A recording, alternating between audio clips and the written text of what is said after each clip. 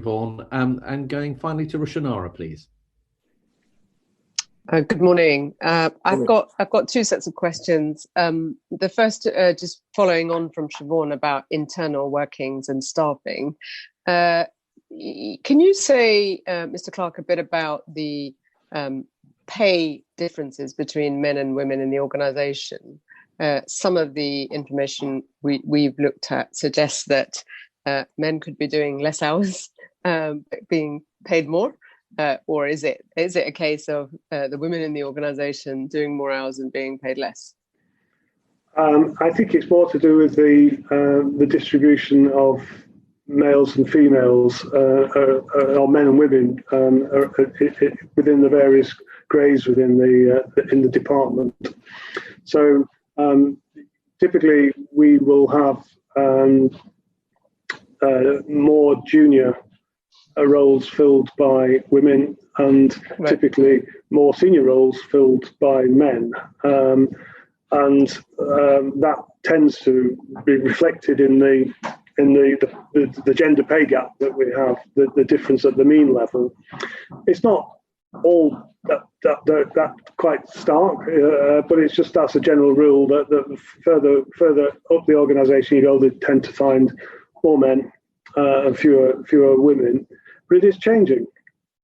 Okay, and could you say something more about how you're addressing that? How are you trying to build a pipeline so that women can find their way into senior positions? Because obviously the pipeline is critical.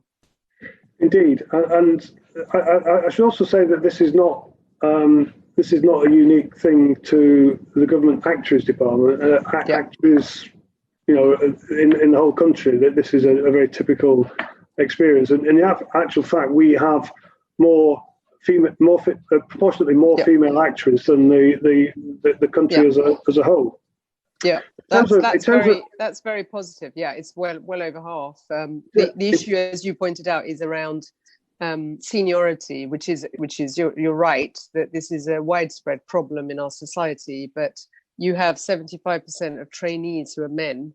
So how will you create a pipeline that addresses the point we talked about earlier around going up the food chain so that the pay gap is addressed?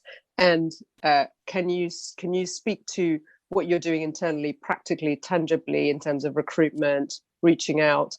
And then, of course, I appreciate there are societal issues. Where does the education system come in, and how do we address some of those issues? Yeah, they're very, very fair questions. As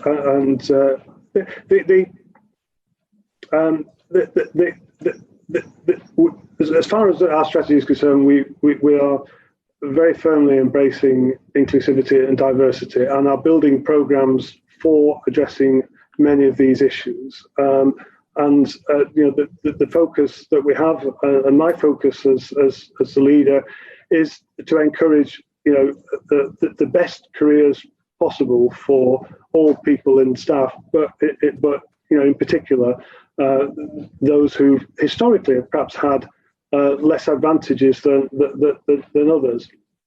So specifically on gender and women, we've created a gender program, a gender diversity program, which includes so far this year we've had female groups of people to express their own views as to what the experience is, what their challenges are, what the management can do better, and that's been fed back to me and my executive colleagues, and we're taking many of these points on board. And it's the sort of things that in the formal appointments process is all done with very diverse panels. It's we recruit blind. We're very particular about it. But it's the informal things. It's the treatment of women who are returning to work from maternity leave, although increasingly it's now paternity leave as well. But it's also, there's a higher proportion of part-timers amongst female staff. And sometimes that can work against you because you may not be there when something's needed. So it's that unconscious bias that can hamper somebody's career and provide a little bit of resentment and discouragement. So we're trying to tackle those things, trying to tackle that by training for male leaders, training for all staff on raising awareness of it. With regard to recruitment, we are very concerned to make sure that the recruitment into the organisation is evenly divided. You referenced the fact that at the moment our trainees have got a male bias. That's in part compensated for by recruitment at actuary level, where the opposite is the case. So we have family-friendly policies, we have flexible working, which has proved very attractive to women returning from a career break with a private sector firm to join us at GAD. So we do have I mentioned a slightly over representation of female actuaries at the. So what do you think could be what do you think could be going on? And I'm going to bring in Alison White shortly. What do you think is going on with this 75%? I mean, at entry level, that's pretty staggering with respect. I mean, you're doing well on some indicators, but 75% in this day and age of men versus women is shocking. It's even worse than Parliament, by the way. It's slightly worse, and we're pretty bad in terms of our representation of members of Parliament. I don't know the answer to it. It is something we are looking at and reviewing all our processes around recruitment to make sure that we're not inadvertently discouraging female applicants. I mean, the sort of things we have been looking at is the way we present ourselves, the way we describe our diversity policies. And there's no shortage of us in our limited resources reaching out to universities as well and talking to people about careers and GAD careers. Do you think people don't, people applying, young people don't know much about who you are, or you're not sexy enough, you're not an attractive enough organisation to get into? Could it be about image? I know you spent some money on building image, no disrespect, but could there be something in that? Because you're talking about entry level, and it's sexy for men, but not for women. Oh, well, I hope we're not presenting a male perspective, but I am very sensitive to that, and there is a lot of evidence that applicants to jobs now look at the organisation from those kind of perspectives. So I'm very, very conscious of it, and in terms of trying to research and present ourselves in the best possible way for these purposes, those are the sort of things that we are looking at. We want to be genuine, and you say it's unacceptable, and it is an area we want to work on. And we want to make sure that entry into the organisation is, as far as we can manage it, 50-50 and reflects the population. And it's a question of finding out what the levers are to pull and pulling them. Okay, thank you. Alison White, you wanted to come in, but also can I just add one question for you, which is there are only 3 women on the leadership team. And obviously that's a responsibility for government, but what do you think should be done on that? Okay. I just wanted to add further to what Martin was saying, to basically say this is a critical issue for the board as well, and it's something we've spent some time discussing to see whether or not we're doing enough of the right things, the sort of positive action that we can take that would make a substantive difference. And Martin's given you a whole tranche of things there.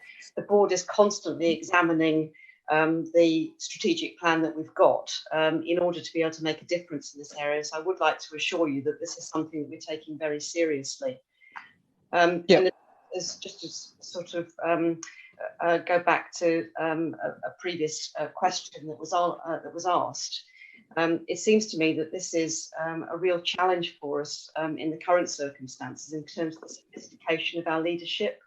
and there's absolutely no point in thinking about diversity from the point of view of treating everybody exactly the same, because that simply isn't going to work in the current circumstances.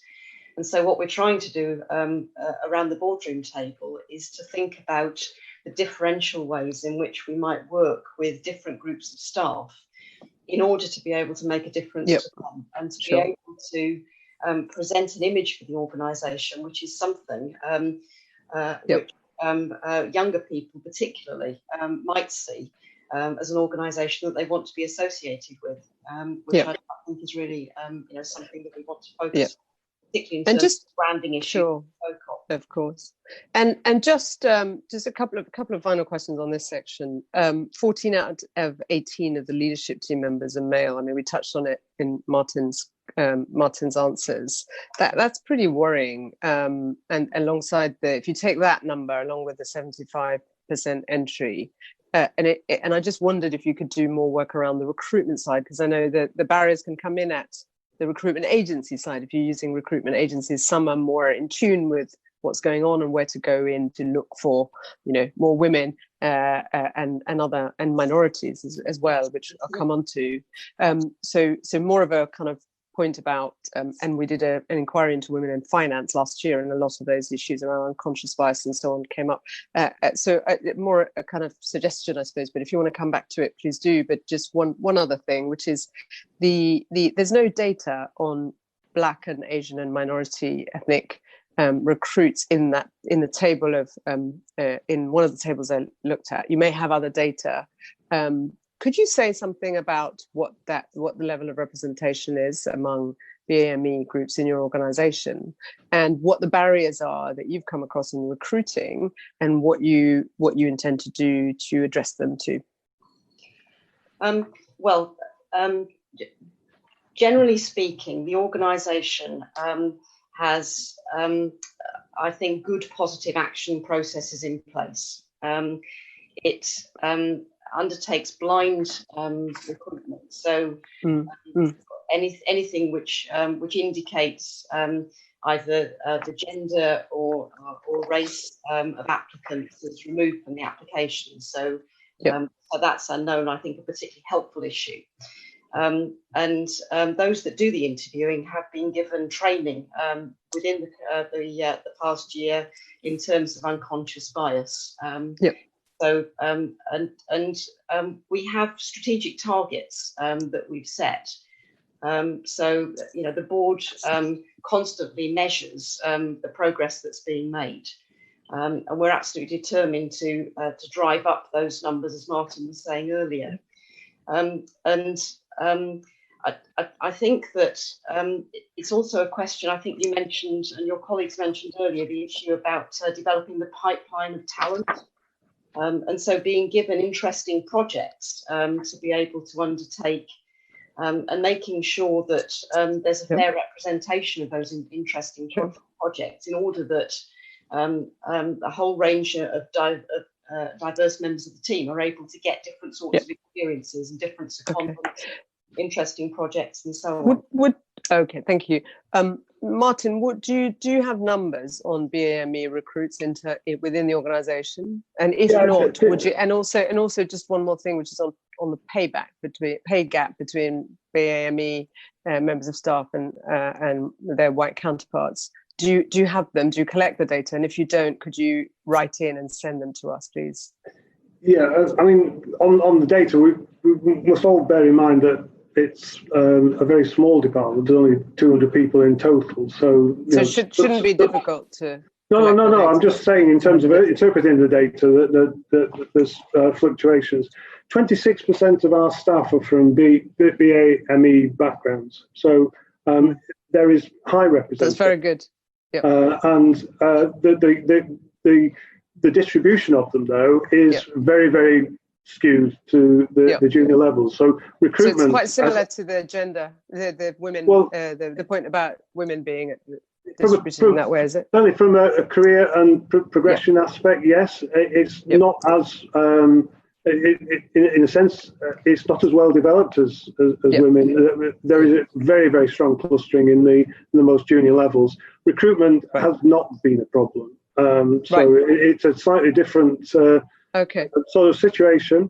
But that clustering at the very junior levels means that if we were to publish a pay gap based on BAME, it would be not particularly attractive. I've got a figure somewhere that said at the mean level it would be 38%, which is not reliable as such because it's a small sample and not everybody declares their ethnicity as well. So it's made even smaller as well. But it's not a surprising figure when you think that they're all still very, very much clustered at the junior level. We have some talent amongst that community. In the same sense, we have some talent amongst the women in the organisation. And as Alison said, it's a question of giving them, nurturing that talent, providing opportunities for them, and creating role models. And we have some very good ones from the Black and minority ethnic community. Obviously, not enough. It will take time. Yeah, it's a very familiar story, sadly. But yes, let me go on to a different set of questions, which is around the GAD's work on the private sector work, and I'm going to bring in Geoffrey as I haven't got you in That's yet, fine. but do come in on any other points on the previous section if you feel particularly strongly about the other questions. So your annual report says that states that you earned 4.6 million, your organisation, not you, from selling services externally. How much of this was generated from the private sector or non-government clients? Sorry, I'm just looking up the figures, which I think I have here. That's £1 million, Geoffrey. Yes, it is indeed about £1 million. It's just over £1 million. Right. So, and we're expecting total income for this year of £22 million. So, as you appreciate, it is not actually a very high proportion of our work. Yeah. And can you say more about, Martin, do come in if you want to as well. What can you say more about the nature of this private sector work, and is there a benefit to taxpayers over and above it generating revenue for GAD? Yes. Okay. Fine. Sorry, if I can say, I mean, generally speaking, the more work and the more variety of work that we do, that nurtures our talent. That gives us better experiences and so on. And it also reduces our overhead. Specifically on our private, what we label as private sector work, I think almost exclusively, I'm pretty sure, maybe even entirely exclusively, these are organisations that used to be part of the public sector.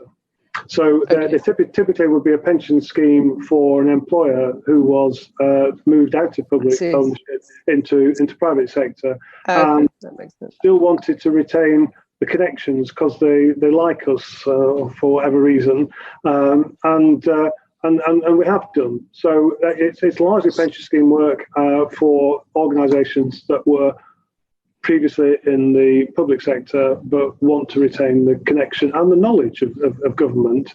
And indeed, I found out yesterday that one of them is actually returning back to government. Yeah. So you would say that it's a really important area of work and should be nurtured and supported. I think we're prepared to do it as long as we have got the resources to do it. We can't enter into work as professional equipment. We can't do something that we're not qualified to do.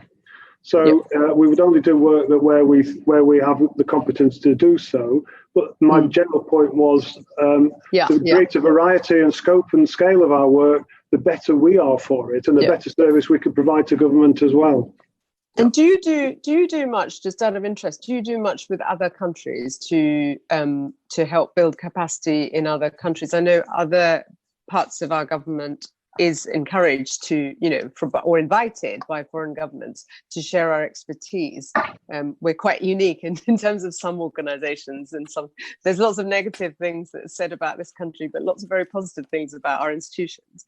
How much work is international, and is that something that helps in terms of attracting? We're going back to the earlier point about attractiveness of the mix of things you do as an organisation. We don't do as much as we used to do, but where it's congruent with the skills that we've got that apply in the UK, then we are willing to support that, and where it's consistent with Foreign and Commonwealth and Development Office policy guidelines. So there's a small amount, but not a great deal.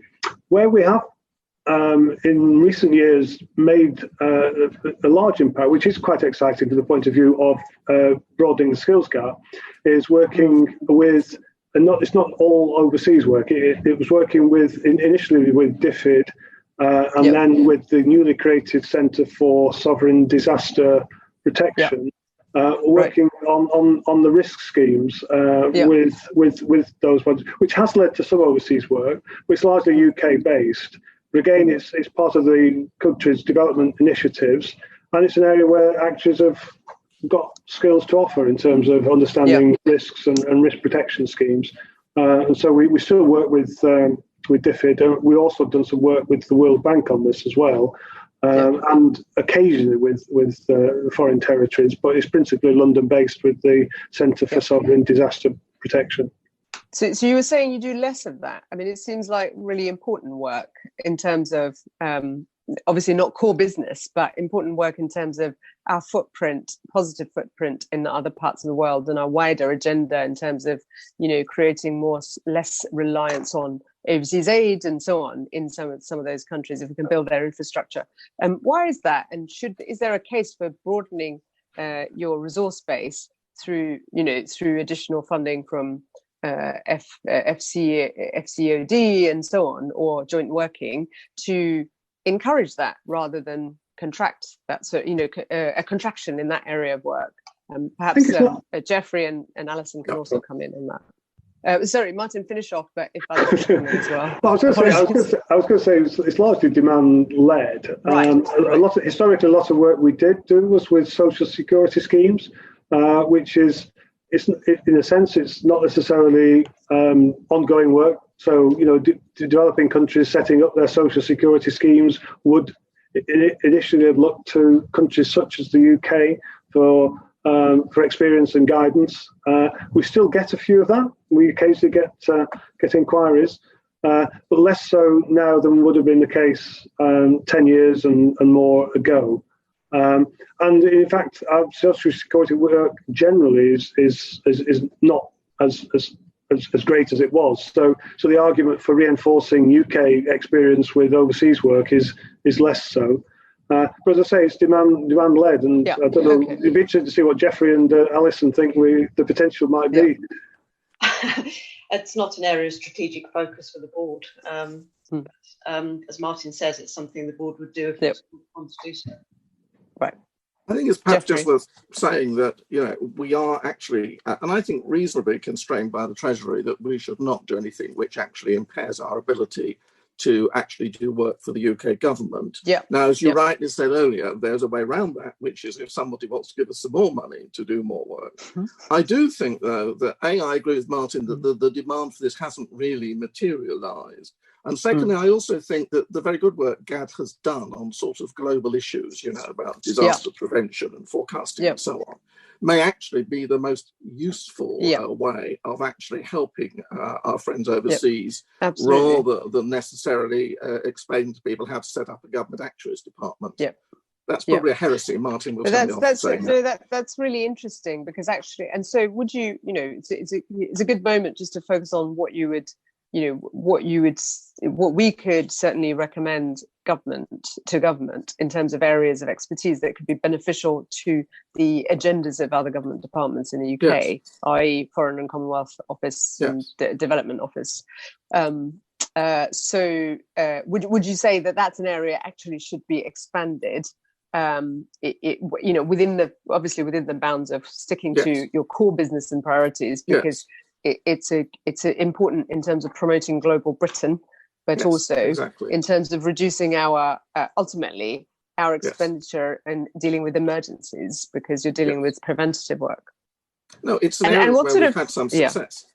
Okay, and so that's one for our chair to take forward, I think, when we come to any recommendations we make to government. Thank you. Alison, did you want to add anything else? Did anyone else want to add anything? Well, I was only going. It wasn't specifically on the subject of overseas development, but just in terms of a thought. At the moment, the department has to work on a level basis in terms of where it ends up at the end of the year, and any additional funds have to be returned to the consolidated fund. And one of the issues for the future is that if there was more opportunities to be able to invest, and then of course we could do more, particularly in terms of investment in the analytical function that the actuaries undertake. Maybe the committee. Well, thank you. I've learned a lot from this session. I didn't come into this session thinking that I'd learn about your work in terms of disasters. It's really interesting, and I hope some of the young people who might take an interest because of the broader that you recruit, because of the broader agendas as well that you have played a part in already. Thank you.